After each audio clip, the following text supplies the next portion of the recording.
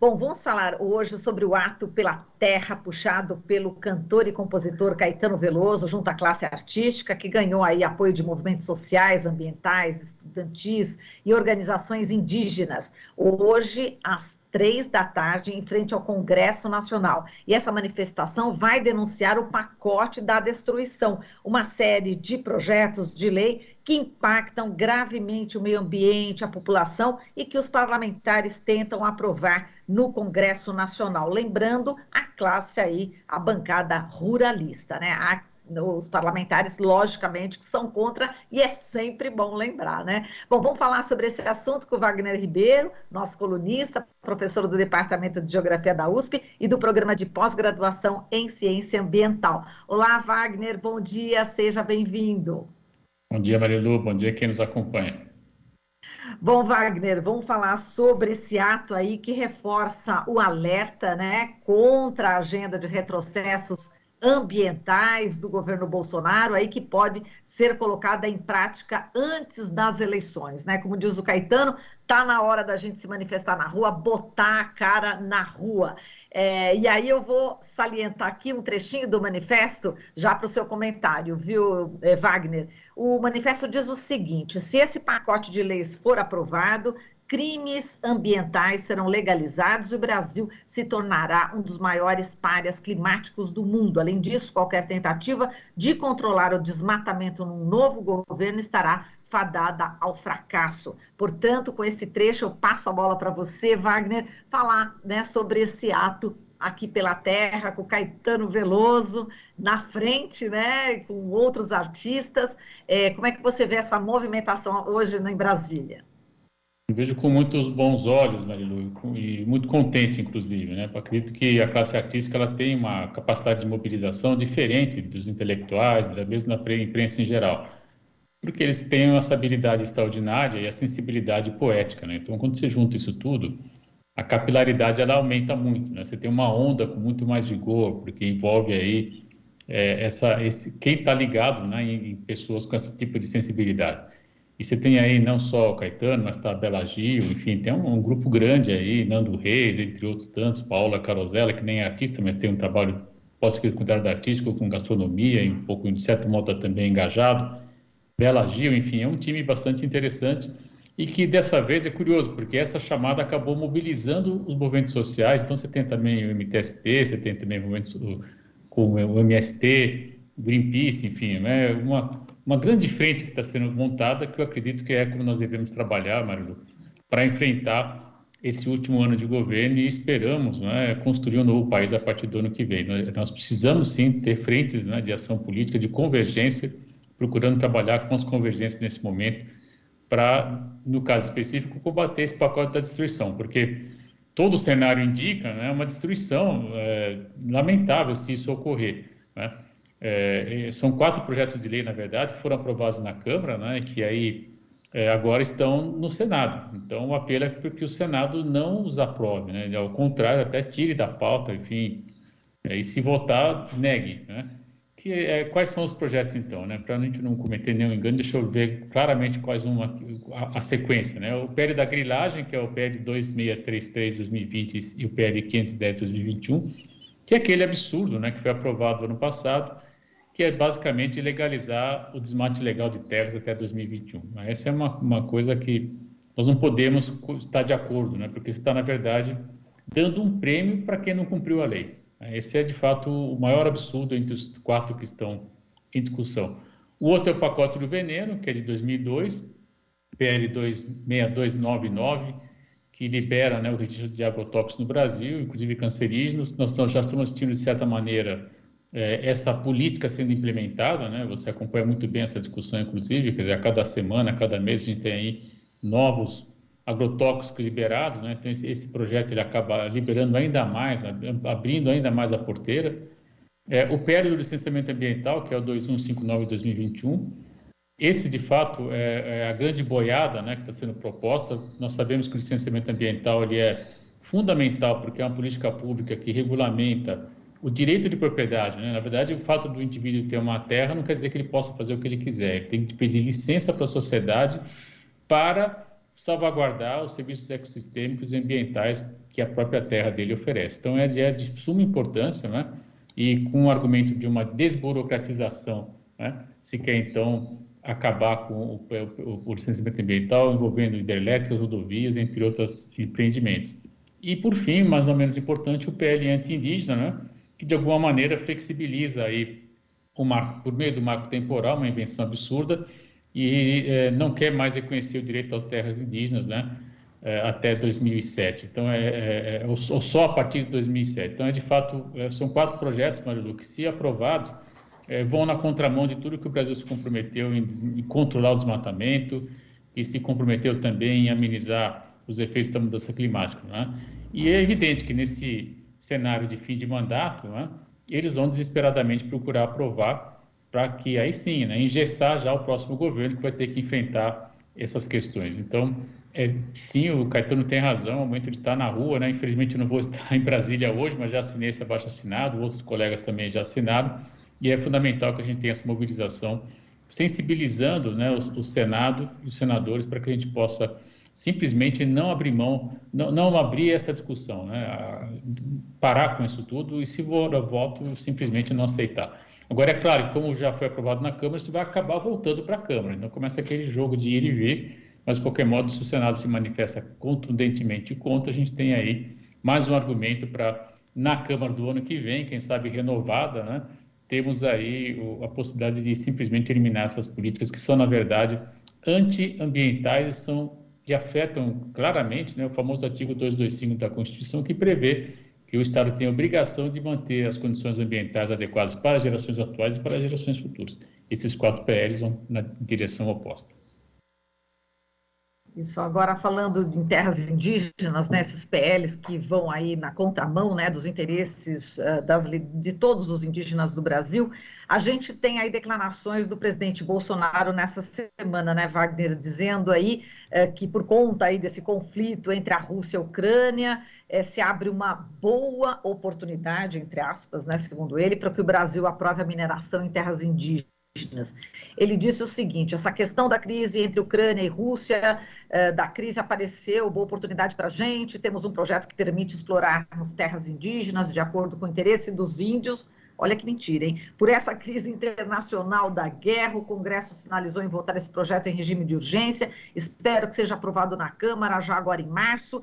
Bom, enfim, ele falou isso durante uma entrevista na Rádio Folha, lá de Roraima. Agora, ele argumenta que é preciso buscar potássio em terras indígenas para produzir os fertilizantes e substituir aqueles que são importados da Rússia, né? E que açaí está sob as aldeias da bacia do Amazonas. E a gente viu também, inclusive, a notícia de que essa justificativa é falsa, né? O estudo da Universidade Federal de Minas Gerais derruba esse argumento. Os pesquisadores afirmam que apenas 11% das jazidas de potássio da região estão nesses territórios, né? Que praticamente 90% estão fora dali. Portanto, não se justifica esse argumento do presidente, né, Wagner? De forma alguma, Marilu, né? É mais um argumento falacioso que não tem sustentação em base científica, né? Na discussão acadêmica. Ó, o cachorro vai começar a latir de novo, desculpe. Enfim, de fato uma manifestação, mais uma, né, de ataque aos interesses e aos direitos dos povos originários, né? Ele tem esse projeto de longa data de fato, não respeitar os direitos indígenas, e ele está aproveitando mais esse episódio, né? Que é lamentável, né, a guerra, enfim, para reforçar essa tese de que é preciso ocupar as terras indígenas, não com os povos originários. Quando ele fala isso, dá até a impressão que não tem gente lá. Tem sim, né? Os povos originários estão ocupando as terras segundo o seu estilo de vida, seu modo de vida, e isso tem que ser respeitado, até porque está na Constituição brasileira. Agora, nós podemos questionar também, Marilu, o que nós vamos fazer com esse potássio, né? É para corrigir o solo do cerrado, para exportar soja, né? Ou nós vamos, e ao mesmo tempo, infelizmente, continuar avançando sobre as reservas de cerrado que estão comprometidas já em grande parte, né? E que são, na verdade, fundamentais para a própria reprodução dos ciclos de água no país. Então, também é uma questão que a gente pode colocar nesse momento, né? O fato de faltar o fertilizante também é uma forma de refletir se por que precisamos de tanto fertilizante para produzir para exportação sobre uma área que é fundamental para os serviços ecossistêmicos ambientais, por exemplo, que abastecem de água, né, as principais bacias brasileiras. Então, é também o momento de discutir essas questões, do meu ponto de vista, né, e, de certa forma, rever também esse modelo agrário exportador que está posto aí, né. Tem relação direta, né, com os interesses desse grupo que quer passar esses 4 projetos, como você lembrou no começo da nossa conversa, que é, sem dúvida, o setor ruralista que apoia fortemente aí esse governo. Exato, Wagner. Esse é um ponto tão importante que pouca gente tem levantado, inclusive essa questão, né, do fertilizante. A gente precisa de fertilizante, mas o governo Bolsonaro já vendeu tal empresa para a Rússia antes. Por que que ele vendeu? A discussão é exatamente essa que você está colocando, né? Não está na hora da gente substituir exatamente essa questão do fertilizante? Não é importante a gente ver formas naturais de se adubar a terra? Esse é um ponto crucial, não é mesmo, Wagner? É a grande chance agora, né?